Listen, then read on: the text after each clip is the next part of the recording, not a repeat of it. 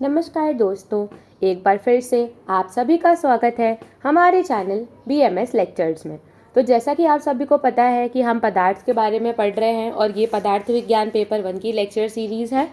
तो अगर आप हमारे चैनल पर नए हैं तो इस चैनल को लाइव सब्सक्राइब कर लें और बेल आइकन को दबाना ना भूलें ताकि आपको हमारे चैनल के लेटेस्ट अपडेट्स मिलते रहें। तो आइए हम स्टार्ट करते हैं। आज हम अभाव विज्ञानी के बारे में बात करेंगे। देखिए, अभाव का परिचय।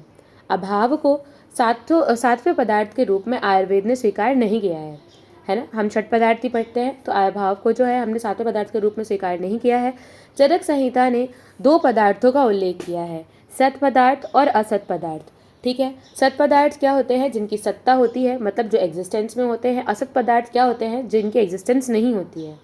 सत का अर्थ है किसी सत्ता, जिसकी सत्ता है या जिसके होने का भाव है, और असत का अर्थ है जिसकी सत्ता ना होना या जिसके होने का अभाव होना।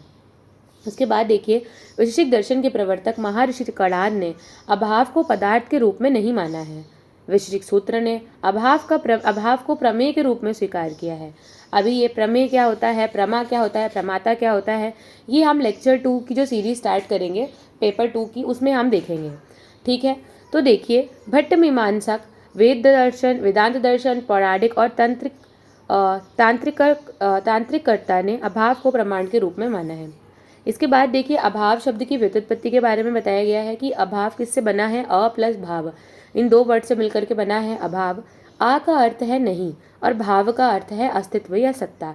तो जिसकी एग्जिस्टेंस नहीं है, जो सत्ता में नहीं है, जिसका अस्तित्व नहीं है, उसे क्या बोला गया है? अभाव बोला गया है।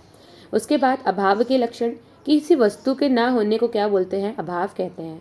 अभाव को शून्य नहीं समझना चाहिए, किंतु वस्तु के विशेष स्थान में उपस्थित ना होने को अभाव कहना चाहिए, ना कि पूर्णता शून्यता को, है ना।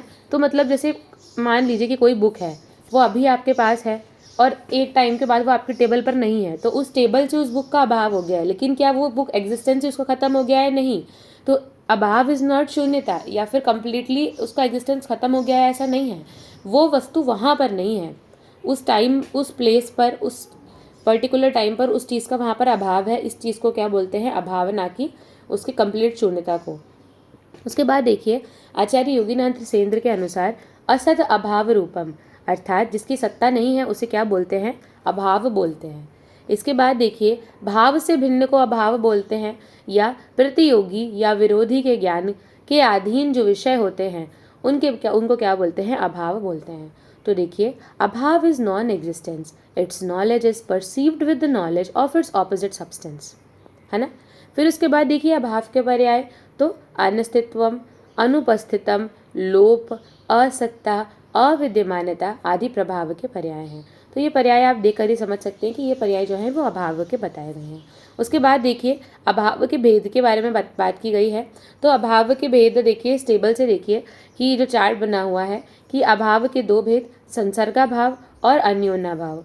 संसर्गा भाव को फिर से 3 पार्ट्स में डिवाइड किया गया है, प्राग भाव, प्रध्वंसा भाव और अत्यंता भाव। अब हम थोड़ा थोड़ा देखेंगे कि संसर्गा भाव क्या होता है, प्राग भाव क्या होता है। बहुत इंपॉर्टेंट है, ये आता है क्वेश्चन पेपर में कि अभाव के भेदों का वर्णन करिए। तो देखिए, सबसे पहले संसर्गा भाव क्या होता है? तो किसी एक वस्तु के संबंध में अन्य वस्तु के अभाव को क्या बोलते हैं? संसर्गा भाव बोलते हैं। मतलब कोई एक चीज़ है पर कोई एक चीज़ नहीं है ना। उदाहरण से देखिए, समझिए कि नल में पानी का ना होना, मतलब नल तो है पर उसमें पानी नहीं है। मतलब इसमें हम रिलेशन से जो है उसको बता रहे हैं कि भाई नल तो है लेकिन पानी नहीं है। ज्वर के रोगी में स्वेद का ना आना, ज्वर है पर उसमें क्या है? नहीं है, मतलब स्वेद नहीं आ रहा, मतलब पसीने का ना होना। तो को रिलेशनल नॉन एग्जिस्टेंस को हम क्या बोलते हैं? संसर्गा भाव बोलते हैं। इसके बाद इसके टाइप्स में देखिए, सबसे पहले आता है प्राग भाव। प्राग भाव में आता है प्रायर नॉन एग्जिस्टेंस, मतलब जिसकी पहले सत्ता नहीं थी और बाद में है, जिसका आदि नहीं है परंतु अंत अवश्य है। मतलब उसकी उत्पत्ति के पहले तो उसका अभाव था ना, तो उस अभाव को हम क्या बोलते हैं? संसर्गा भाव बोलते हैं। जैसे किसी बच्चे का जब जन्म होता है, उसके पहले तो उसका अभाव होता है ना, तो उसके पहले का जो शून्यता रहती, खाली पर, उसको हम क्या बोलते हैं? संसर्गा भाव बोलते हैं, सॉरी प्राग भाव बोलते हैं। सबसे पहले देखिए, प्राग भाव में प्राग का क्या अर्थ है? आदि, और अभाव का अर्थ है ना होना, जिसका आदि नहीं है परंतु अंत अवश्य है।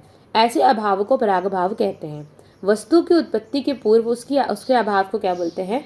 प्राग भाव बोलते हैं। तो वही वाली बात हो गई कि उसके पहले, उसके एग्जिस्टेंस के पहले जो खालीपन था या जो अभाव था उसको क्या बोला जा रहा है, प्राग भाव बोला जा रहा है।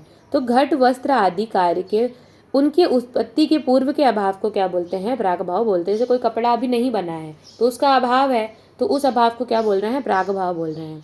ठीक है। Absence of a person on earth before his birth. ठीक, ये एग्जाम्पल मैंने आपको समझा दिया। उसके बाद देखिए the non existence of a substance before its development और फॉर्मेशन इज कॉल्ड प्राग भाव और प्रायर नॉन एग्जिस्टेंस। ठीक है। इसके बाद देखिए प्रध्वंसा भाव, जिसको हम सब्सिक्वेंट नॉन एग्जिस्टेंस कहते हैं। तो प्रध्वंस का अर्थ है नष्ट होने के पश्चात और अभाव का अर्थ है ना होना।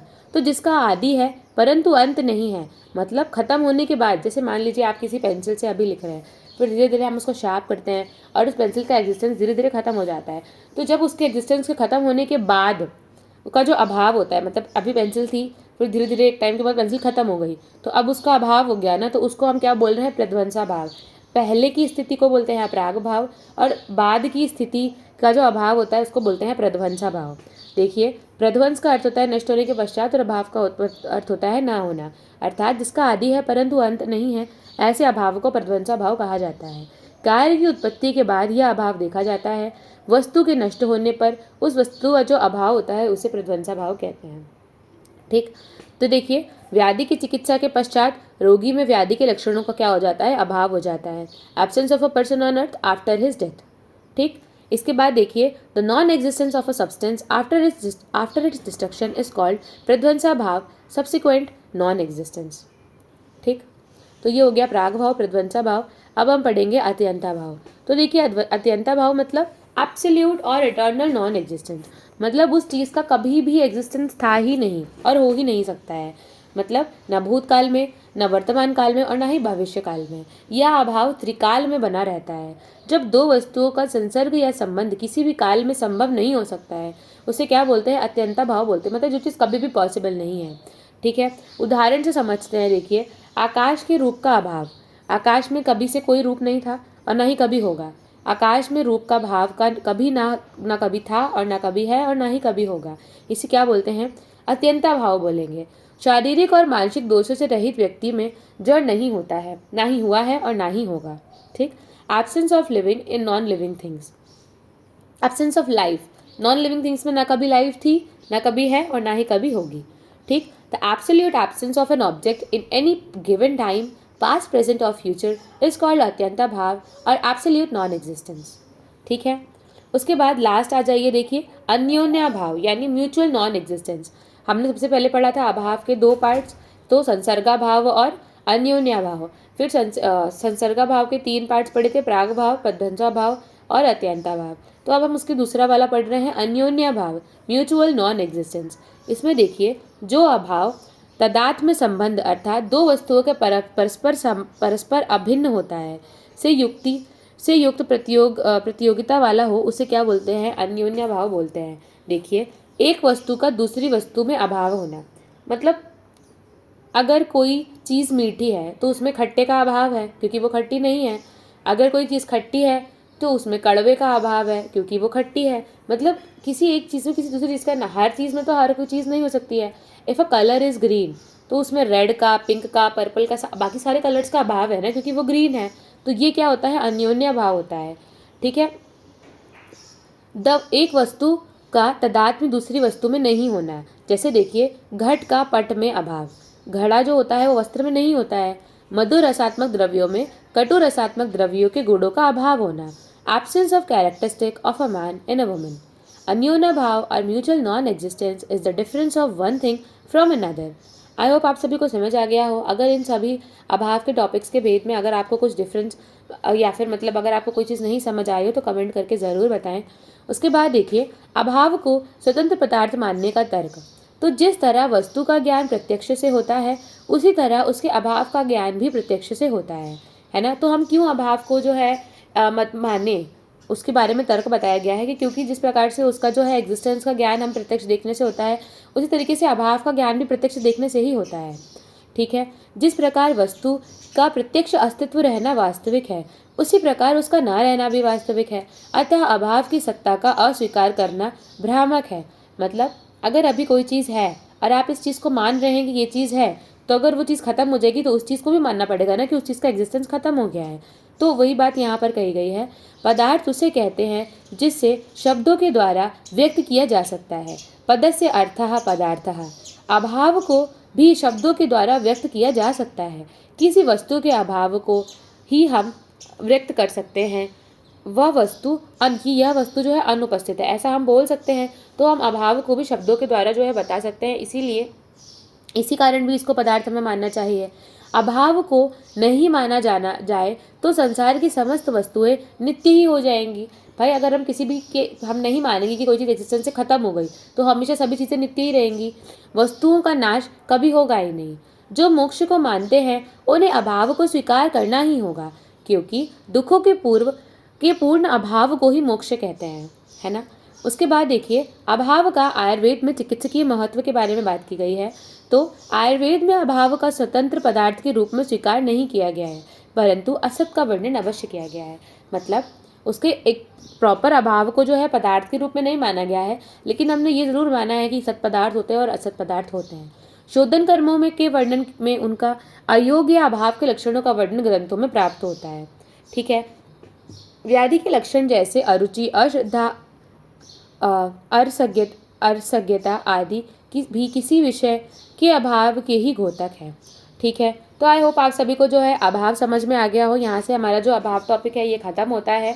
अगर आपको इस टॉपिक में कोई भी डाउट हो तो कमेंट बॉक्स में ज़रूर बताएं, और अगर आपको हमारे वीडियोस पसंद आ रहे हो तो भी प्लीज़ कमेंट बॉक्स में ज़रूर लिखें, ताकि हमें मोटिवेशन मिलता रहे और हम आगे भी वीडियोस बनाते रहें। अगर आपको किसी और सब्जेक्ट से रिलेटेड वीडियोस चाहिए हो तो वो भी आप कमेंट बॉक्स में हमें बता सकते हैं। तो आज की वीडियो यहीं समाप्त करते हैं। अगर आपको आज की वीडियो हमारी पसंद आई हो तो please like, share and subscribe my channel @BAMS Lectures। Thank you so much. अब हम मिलते हैं नेक्स्ट वीडियो में।